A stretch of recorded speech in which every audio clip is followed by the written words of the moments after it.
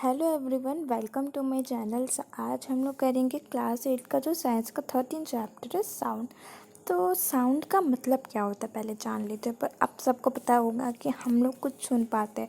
किस वजह से सुन पाते हैं? साउंड की वजह से। अभी मैं जब बोल रही हूँ आप उस साउंड की वजह से सुन पा रहे हो, तो उसको हम लोग सिंपल वर्ड में साउंड बोलते हैं। तो चलिए चैप्टर स्टार्ट करते हैं। चैप्टर थोड़ा सा डिफ़िकल्ट है, लेकिन अगर आप ध्यान से वीडियो देखेंगे और समझेंगे तो बहुत ही ईजी लगेगा। और अगर आप मेरे चैनल में न्यू हो तो प्लीज़ चैनल को सब्सक्राइब करना और इस वीडियो को लाइक करना। आप लोग सब्सक्राइब नहीं करते हो ना ही लाइक करते हो, तो प्लीज़ करना। तो चलिए अभी हम लोग स्टार्ट करते चैप्टर। ये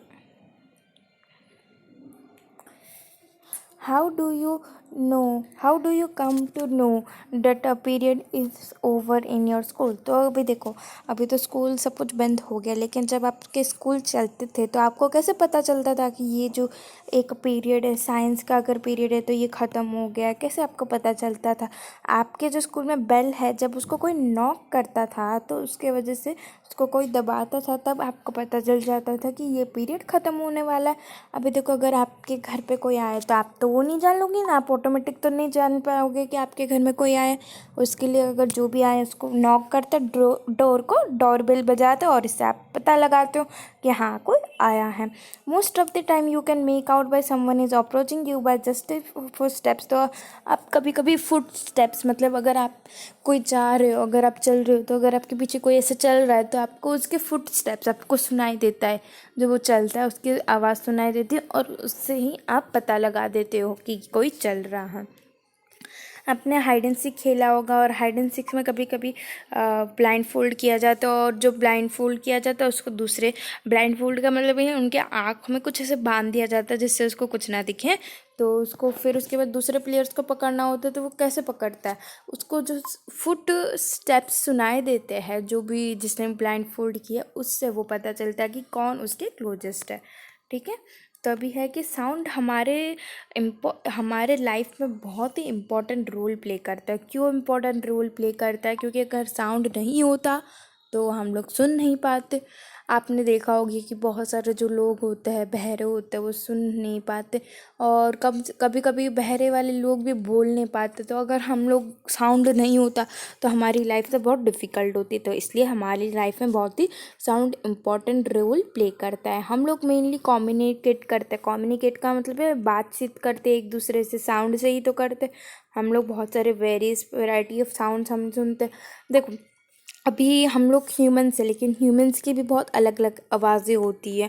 तो वो हम लोग बहुत से अपने सराउंडिंग्स में अलग अलग आवाज़ें सुनती है।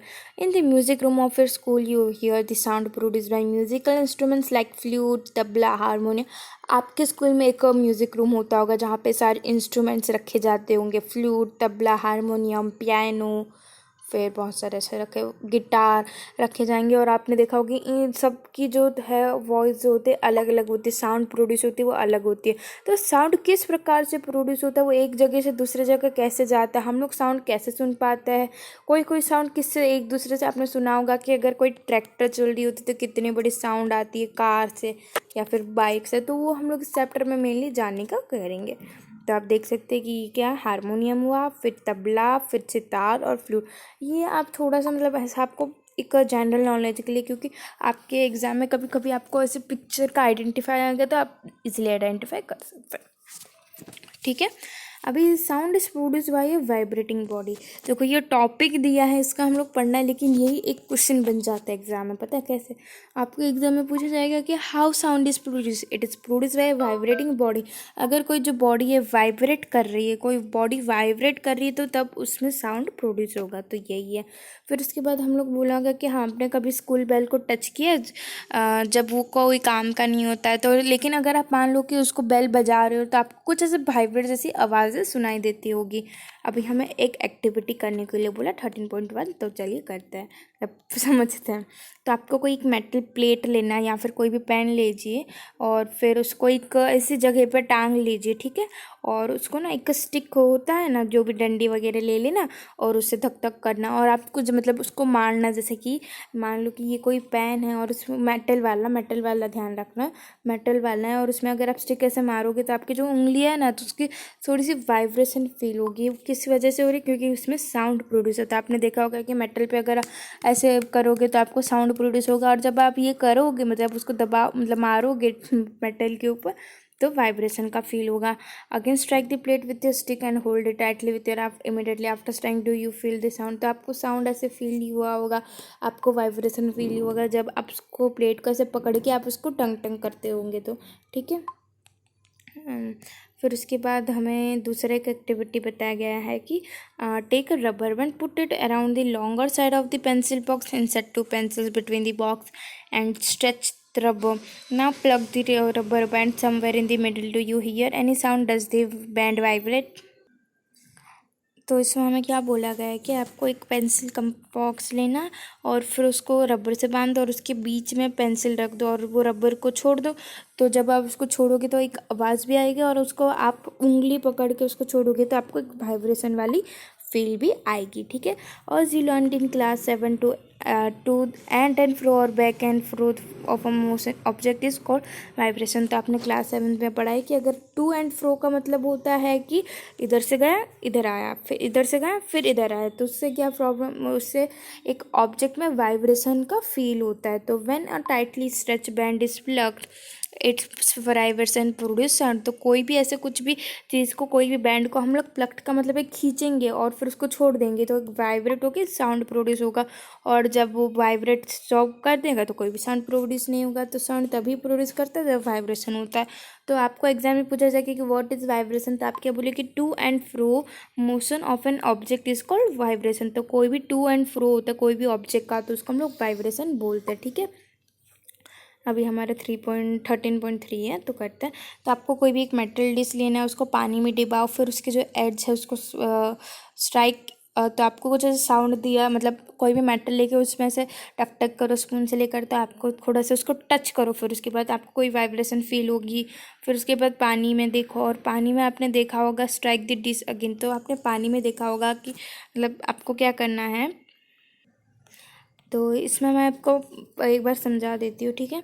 तो इसमें मतलब क्या है कि आपको कोई एक मेटल लेना है, उसके ऊपर पानी होगा और आप उसको ऐसे टक टक करो, मतलब सॉरी, मतलब इसमें पानी भरा है, ठीक है। ये जो मैं एक बार करके बताती हूँ जिससे आपको अच्छे समझ में आए। ये हो गया हमारा प्लेट और अभी मैं इसको ब्लू कलर से मैं इसको पानी बना देती हूँ, ठीक है। पानी हो गया और फिर उसके बाद अभी आप क्या करो कि एक स्पून लो और उसको मारो। ये जो रेड कलर का मेटल है, मतलब जो मेटल प्लेट है, उसको मारोगे तो आप क्या देखोगे कि पानी जो है वो क्या करेगा, वाइब्रेट करेगा, मतलब ऊंचे नीचे होगा, ऊंच नीच होगा। मतलब अगर आपको पता होगा कि जब भी कोई वाइब्रेशन, मतलब कोई भी पानी में अगर कुछ ऐसा आता है तो आपने देखा होगा कि पानी कैसे वो ऊपर नीचे होता रहता है, हिलता रहता है। तो वैसे ही अगर आप करोगे तो आपको वैसे प्रोड्यूस होगा, मतलब आपको दिखेगा कि जो पानी है इस प्रकार से धीरे धीरे होते जा रहा है, मतलब स्टिल नहीं है, वो ऐसे मूव कर रहा है थोड़ा थोड़ा सा। तो हमने देखा कि एक वाइब्रेटिंग ऑब्जेक्ट प्रोड्यूस है, और कोई भी एक वाइब्रेटिंग ऑब्जेक्ट साउंड प्रोड्यूस करता है। हमारे केसेस में बहुत सारे वाइब्रेशंस होते हैं, बहुत ही विजिबल्स होते हैं, लेकिन कुछ कुछ छोटे होते हैं। Amplitude is small so we can not see them. तो बहुत सारे केसेस में जो एम्पलीट्यूड होते हैं बहुत सारे छोटे होते हैं तो हम लोग उसको देख नहीं सकते, लेकिन हाउएवर हम लोग उसको फील कर सकते हैं। अभी ये एम्पलीट्यूड क्या है उसको मैं आगे बताऊंगी, क्योंकि आगे इसके बारे में एम्पलीट्यूड के बारे में है। तो अगर आप तभी समझोगे तो ईजी होगा, या फिर मैं अभी बता देती तो और ईजी हो जाएगा ना। तो एम्पलीट्यूड का मतलब होता है आयाम, ठीक है। तो बहुत सारे केसेस में वो छोटा होता है। फिर हमें 3.4 करने के लिए है एक एक्टिविटी, तो सॉरी, तो चलिए करते हैं। Take a hollow coconut shell and make a musical. मतलब आपको कोई भी कोकोनट तो आपने देखा होगा और उसका खाली वाला सेल लेना और फिर उसके बाद एक तारा के जैसे आप बजाना, जैसे कि एक तारा में बताया गया है कि ठीक है। तो फिर उसके बाद आपको एक अर्दन फोर्ड मतलब जो मिट्टी का जो गड्ढा होता है उसको लेना, और आप उसमें अगर आप वाइब्रेट उसको करोगे तो मतलब क्या होता है, अगर आप कोई भी ऐसे मिट्टी का गड्ढा लोगे उसको बजाओगे तो आपको कुछ ऐसे वाइब्रेशन जैसे फील होगा। तो वही बताया गया है, और वाइब्रेशन जैसे फील होगा तो साउंड प्रोड्यूस होगा। ठीक है। तो वही बताया गया है कि ये एक तरह एक इंस्ट्रूमेंट होता है। तो आपके जो भी आपने ऐसे देखे कि बहुत सारे जो इंस्ट्रूमेंट्स होते हैं वाइब्रेशन फील होता है, तो वो आपको बताना है। Many of you might have seen दी मंजीरा। मंजीरा आपने देखा होगा कि शादी में मतलब मंजीरा बताया जाता है। Ghatam and the mood person the कट्टा। This musical instruments are very commonly use in हमारे कंट्री में। कौन से मंजीरा, घटम, नूट ऐसे यूज़ किए जाते हैं। This instruments are simply beaten और स्टक। तो मतलब हमें इसको कोई हमें ऐसे आपने देखा होगा कि हारमोनियम में उसको ऐसे हमें लोग बजाना पड़ता है, फिर सितार में उसकी जो स्ट्रिंग्स को उसको बजाना पड़ता है। लेकिन जो मंजीरा है, जो खत्म है, फिर जो करताल है, इसको हम लोग सीधा से मार के भी कर सकते हैं और उस एक दूसरे को कंटेक्ट करके भी हम लोग उसको बजा सकते हैं। ठीक है। ये हमें बताया गया है कि देखो ये मंजीरा है और फिर ये ख़त्म है। आपने देखा होगा कि बहुत सारे लोग घड़े पकड़ते हैं और फिर उसको ऐसे से अच्छे ट्यून में बजाते हैं, तो कितना अच्छा लगता है मंजीरा। देखो ये आपने देखा होगा। ठीक है।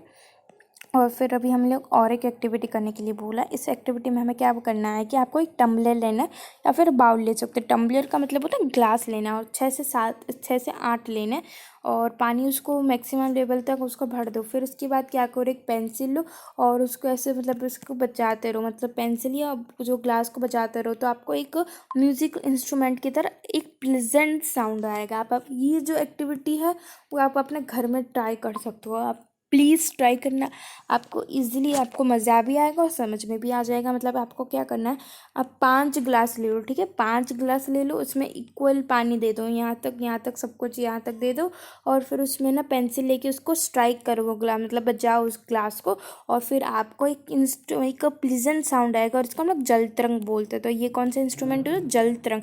जल होता है और तरंग का मतलब उसको हम लोग बजाते, तो इसलिए when we pluck the string of an instrument like the sitar, the sound that we hear is not only of the string। तो हम लोग कोई सितार जैसे कि एग्जांपल ले, उसकी हम लोग स्ट्रिंग को ऐसे खींच के बजाते, तो इसका मतलब नहीं है कि जो सितार का जो स्ट्रिंग है वही प्रोड्यूस करता है।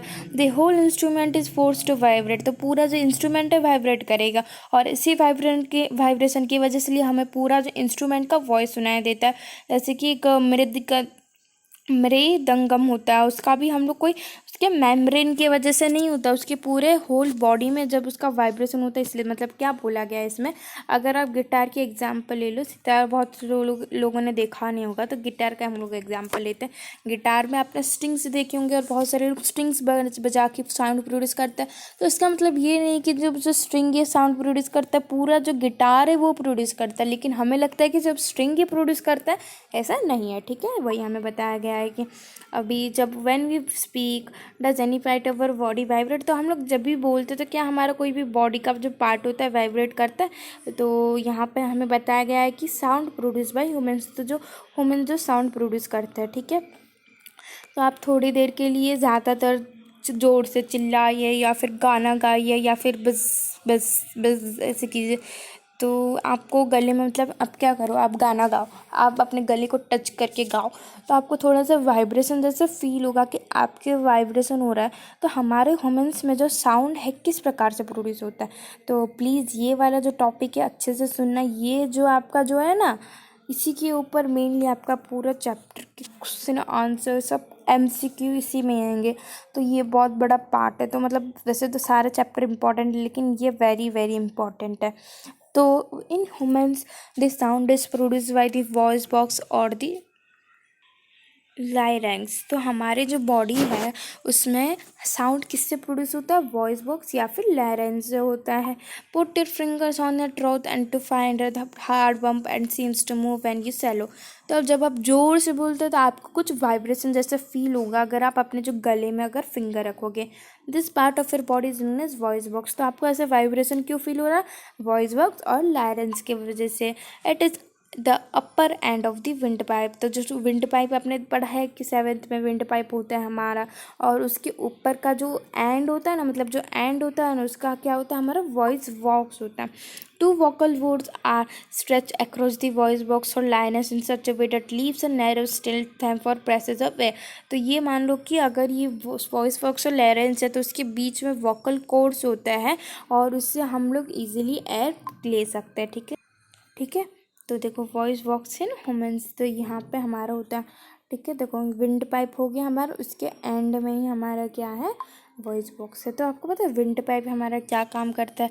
आपने आपके एक्सपीरियंस किया होगा कि आपको हिचकी आती किसकी वजह से आती है? विंड पाइप में जब हमारा खाना जाता है तो हिचकी उसके वजह से ही आती है। तो थोड़ा सा बड़ा चैप्टर है, और अगर आपको कुछ बैकग्राउंड से आवाज़ आ रही हो तो थोड़ा सा प्लीज़ मेंटेन कर लेना।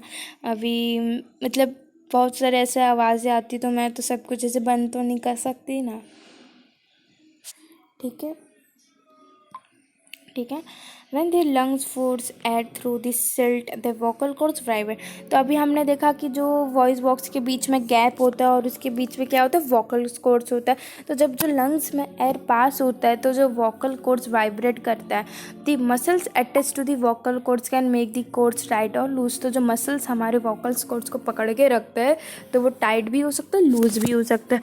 और when the vocal cords are tight and thin, the type of quality or voice is different from them when they loose and thick। तो मतलब अगर मान लो कि जो vocal cords है हमारा टाइट और पतला है तो उस बहुत अलग आवाज़ आएगी, अगर हमारा जो वॉइस बॉक्स है लूज और फिर जो थिक है। ठीक है, तो अभी हम लोग देखेंगे कि हमारा जो वोकल कॉर्ड्स है किस प्रकार से काम करता है। ठीक है, तो पहले ये जान लो कि हमारे ह्यूमन्स में वॉइस बॉक्स और लाइनिंग्स होते हैं, और फिर ये हमारे विंड पाइप के अपर एंड में होता है, अपर एंड में होता है, और फिर जो 2 वोकल कॉर्ड्स होते हैं और उसके बीच में हमारा उसकी साइड में हमारा जाता है। और जब मतलब मान लो कि ये वोकल कॉर्ड्स है तो उसके बीच में एयर जाता है, और बीच में एयर जाने से हमारा साउंड प्रोड्यूस होकर विंड वोकल कॉर्ड्स वाइब्रेट करता है, मतलब पहले वाइब्रेट करते हैं और फिर साउंड प्रोड्यूस करते हैं। तो 13.6 में हमें ये बोला गया है कि आपको कोई भी 2 रबर स्ट्रिप्स लेना है और उसको ऐसे देखो ऐसे प्लेस करना है, और उसके जो गैप होंगे ना उसके बीच में आप हवा मतलब हवा करो उसके बीच में आपके माउथ में रख के, तो आपको कुछ ऐसे फील होगा कि ये साउंड प्रोड्यूस कर रहा है। ठीक है, तो इस प्रकार से हमारा भी वोकल कॉर्ड्स प्रोड्यूस करता है साउंड। तो आपने देखा होगा कि पेपर से भी हम लोग कर सकते हैं। तब क्या करो, पेपर को ऐसे करो और फिर दूसरे पेपर को लगा दो, और उसके जो गैप के बीच में जब आप उसको ब्लो करोगे, आपका जो मतलब हवा है वो ब्लो करेगा, तो इस प्रकार से हमारा साउंड वो वाइब्रेट होगा और फिर साउंड प्रोड्यूस करेगा। ठीक है, तो हमारा जो वोकल कॉर्ड्स होता है मैन में वो 20 मिलीमीटर लॉन्ग होता है और वुमेन्स में 50 मिलीमीटर होता है। चिल्ड्रंस का बहुत छोटा सा वोकल कॉर्ड्स होता है, इसलिए हमारा जो मैन, वुमेन्स और फिर चिल्ड्रंस का डिफरेंट होता है। तो ये इंपॉर्टेंट है, देखो मैन का 20, वुमेन्स का 15 और चिल्ड्रंस का बहुत ही छोटा होता है। तो आपने देखा होगा अगर कोई आदमी होता है तो उसकी वॉइस कितनी मतलब बहुत ही ज़ोर से होती होगी। आपने अपने पापा को देखा होगा कि मतलब थोड़ा सा उनकी जो वॉइस होती है थोड़ी सी हार्ड होती है, वुमेन्स की थोड़ी सी मतलब मीडियम होती है, और बच्चों की पूरी सॉफ्ट होती है। तो इस प्रकार से होता है। ठीक है, साउंड जो वोकल कॉर्ड्स होते हैं। तो साउंड को एक मीडियम चाहिए होता है प्रोपोगेशन के लिए। ठीक है, तो आप अगर मान लो कि अपने कोई फ्रेंड को दूर से बुला रहे हो तो उसको आपकी आवाज़ कैसे आती है, तो वो अभी हम लोग देखेंगे। तो आपको क्या करना है कि आपको कोई भी ग्लास ले लो और उसमें एक फ़ोन रखो, मतलब ध्यान रखना कि ग्लास में पानी ना हो बिल्कुल, नहीं तो फ़ोन तो ख़राब हो जाएगा। ठीक है, तो आप जब इसको फूंक मारोगे मतलब फिर उसके बाद क्या करोगे, आपको फ्रेंड को रिंग करने के लिए बोलोगे। तो आप जब इसको खाली रखोगे तो आपको सुनाई नहीं देगा, लेकिन जैसे आप अपने हाथ में रखोगे तो आपको सुनाई दे देगा रिंग। ठीक है, can you think of an explanation, is it possible that the decreasing amount of air in the tumbler. मतलब जब आप उसमें जो देखो जब ग्लास में जब हवा नहीं आई तो जो रिंग है बहुत ही स्लो हुआ, लेकिन जब उसको हवा आने लगी तो साउंड बढ़ गया। तो इसमें आप देख सकते हो कि एयर जब टम्बलर में आया तो आप लिसन तो मतलब आपको साउंड नहीं आएगी। Actually sound is a medium to travel. तो साउंड को एक मीडियम चाहिए, चाहे वो एयर में ट्रैवल करे, चाहे वो वाटर में ट्रैवल करे, चाहे वो गैस में ट्रैवल करे, उसको मीडियम चाहिए सुनने की।